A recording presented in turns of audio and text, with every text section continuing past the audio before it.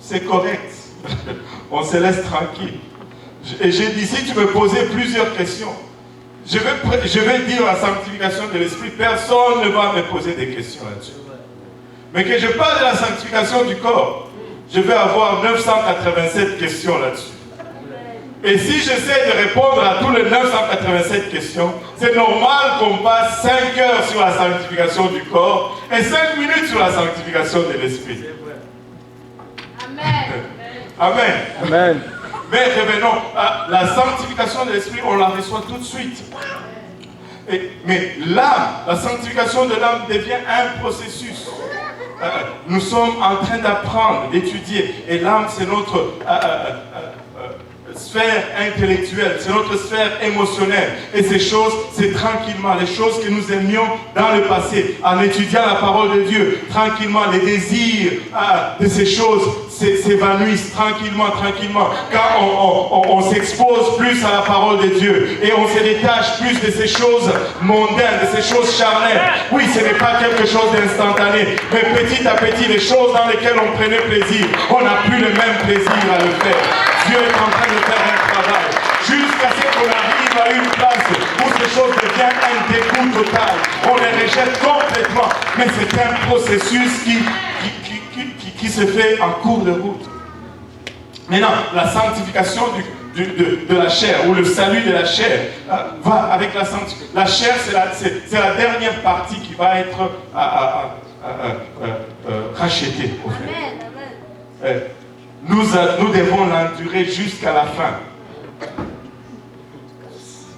Nous devons l'endurer.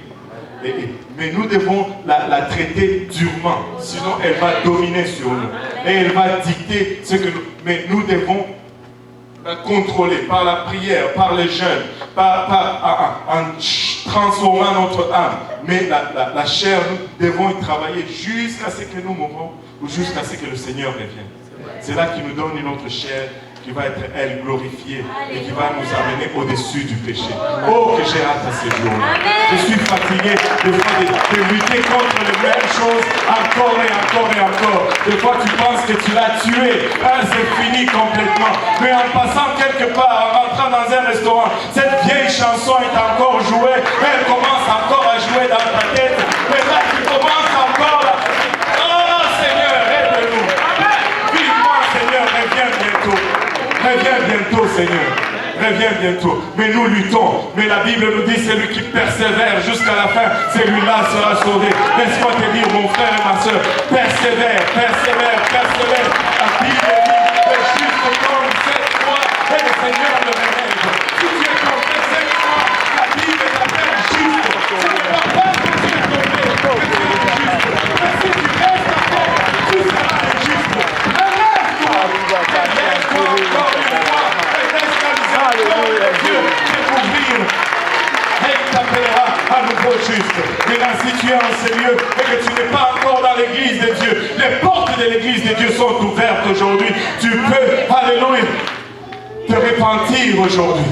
Tu peux te faire baptiser au nom de Jésus-Christ aujourd'hui. Tu peux recevoir le baptême du Saint-Esprit aujourd'hui et commencer cette nouvelle marche dans les voies de Dieu.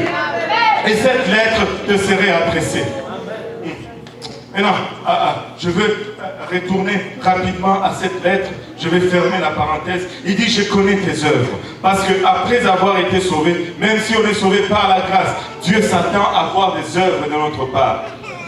Ton travail, ta persévérance. Je sais que tu ne peux supporter les méchants, que tu as éprouvé ceux qui se disent apôtres et qui ne le sont pas, et que tu les as trouvés menteurs. Que tu as de la persévérance et que tu as souffert à cause de mon nom. Si tu souffres à cause du nom de Jésus-Christ, console-toi dans ce fait, tu n'es pas le premier et tu ne seras pas le dernier. Si au fond, si tu portes le nom de Jésus-Christ, tu vas souffrir à cause de ce nom. La Bible nous dit que vous serez persécutés, vous serez haïs, pas à cause de la doctrine, pas à cause que vous êtes sauvés, mais à cause de mon nom. Les gens qui aiment le nom de Jésus-Christ vont être haïs de ce monde. Vous savez-vous, nous aimons le nom de Jésus. Amen. C'est Jésus-Christ le matin, Jésus-Christ à midi, Jésus-Christ le soir, Jésus-Christ à l'avant, Jésus-Christ à l'arrière, Jésus-Christ à gauche et à droite. Parce que nous ne connaissons aucun autre nom.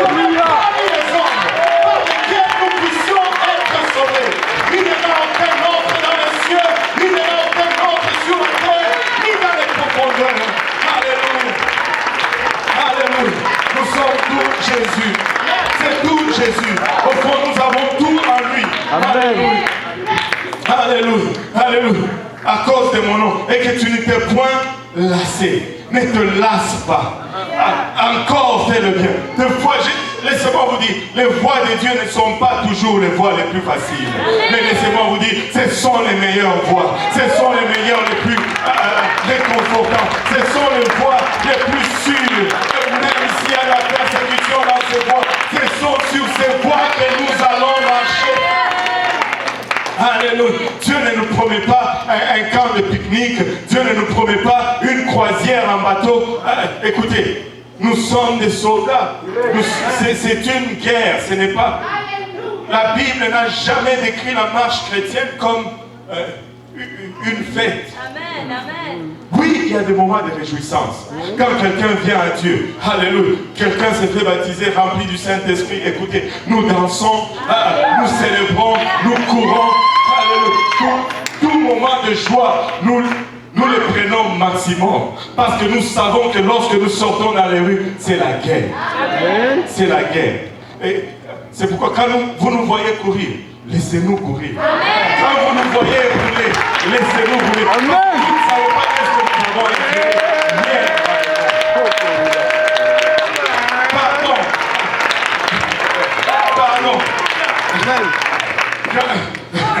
Oh Seigneur, aide-nous Seigneur. Aide-nous Seigneur. Écoutez, ne vous lassez point. Mais tu n'étais point lassé. Mais je n'aime pas le bruit. Surtout quand ça vient de Dieu, ça fait mal. Mais ce que j'ai contre toi, c'est que tu as abandonné ton premier amour. Souviens-toi donc d'où tu es tombé. Répands-toi et pratique tes premières œuvres. Sinon je viendrai à toi et j'ôterai ton chandelier de sa place, à moins que tu ne te répandes. Des fois, tu as commencé à marcher avec le Seigneur. Et au début, c'est le coup de foudre. Comme tout amoureux, tu as un amour avec le Seigneur. Tu as hâte au moment de prière. Même avant le moment de prière, tu es déjà là en train de prier.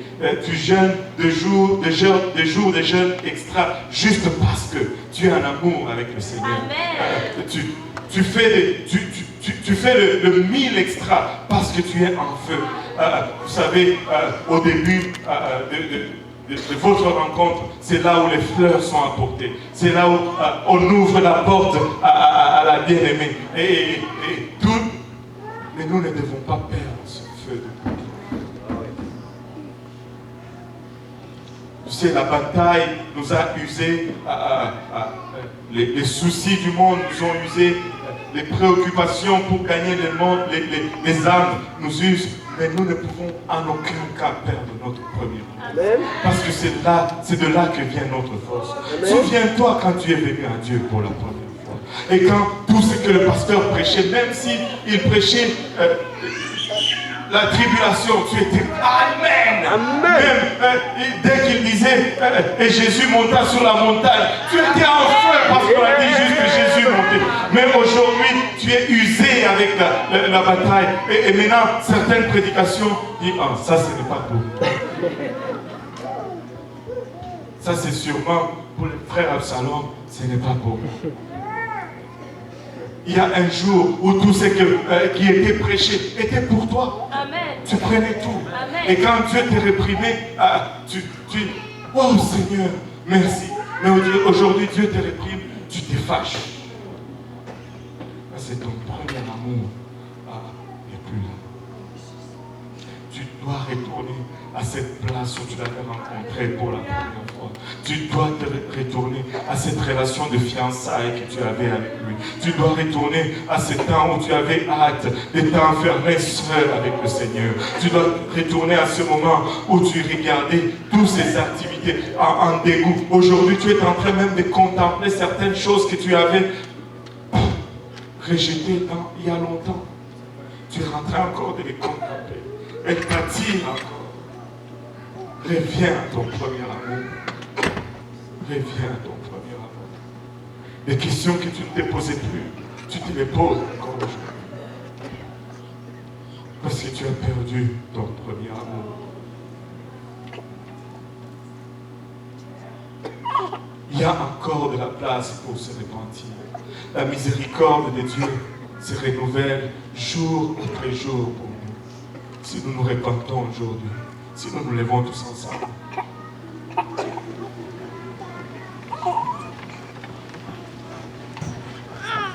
Seigneur Jésus-Christ, Père, nous voici humblement devant ton trône, devant toi. Réalisant d'où tu nous as tirés, comment tu nous as gardés, préservés de plusieurs choses jusqu'à ce jour, Seigneur. Papa, mais quelque part dans notre marche, Seigneur, nous avons été distraits par la charge des responsabilités, nous avons été distraits par la férocité de la bataille, le souci de gagner les âmes, Seigneur. Nous avons été distraits peut-être même juste par la longueur du voyage, Seigneur Jésus-Christ. Quelque part, nous avons perdu notre premier amour. Prions maintenant, Seigneur Jésus-Christ, que tu renouvelles ta miséricorde vis-à-vis de nous. Que tu rallumes cette flamme en nous, Seigneur. Papa, que cette flamme nous consume encore une fois. Nous voulons retourner à cette place où nous nous enfermions volontiers une heure de plus, juste pour être dans ta présence. Ces jours où nous pouvions venir dans ces lieux de 22h jusqu'à 3h, 4h du matin, juste pour chercher ta présence, Seigneur. Ramène-nous en ces lieux, Seigneur Jésus-Christ.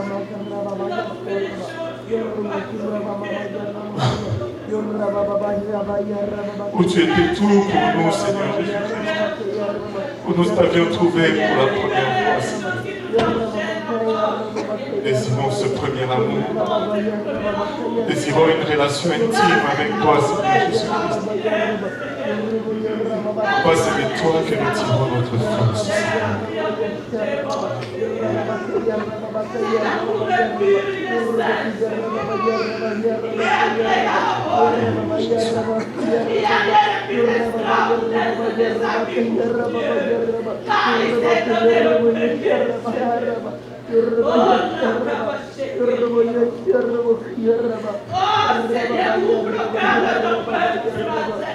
Montre-leur que tu es Dieu, Seigneur. Viens remplir nos cœurs, Seigneur. Nos cœurs assoiffés d'amour, Seigneur. Ceux qui se sont détournés pour moi, tu m'as ramené dans ta maison, Seigneur. Afin de contempler la magnificence de l'Éternel. De contempler l'amour que tu as mis dans le cœur de mon frère et de ma sœur. Afin que nous soyons un, Seigneur. Seigneur, tu es bon, Seigneur. Je ne retournerai bien en arrière, Seigneur. Aide-nous, Seigneur. Aide-nous, Seigneur. Aide-nous. On va prendre juste un peu de temps à venir à l'avant, pas beaucoup de temps, mais je pense que c'est le temps de se reconsacrer au Seigneur. C'est le temps de mettre tout ce qui est derrière nous en arrière et de le plonger dans le sang de Jésus-Christ, et de lui permettre aujourd'hui de nous rafraîchir dans ce premier amour, où nous l'avions rencontré pour la première fois, où nous l'avions connu pour la première fois, où c'était un éclat indescriptible, cette présence, où nous ne pouvions pas nous passer de cette présence, où nous étions prêts à tout donner pour lui. Laissez-moi vous dire, Dieu a en réserve une grande œuvre pour toi aujourd'hui en Seigneur. Mais il est plus intéressé dans ton âme que dans l'œuvre qu'il veut faire. Si cela était le prix, il détruirait l'œuvre, mais il voudrait te gagner toi à lui, parce qu'il t'aime. Il veut une relation personnelle avec toi. Il veut une intimité avec toi. Dieu t'aime, Dieu te désire.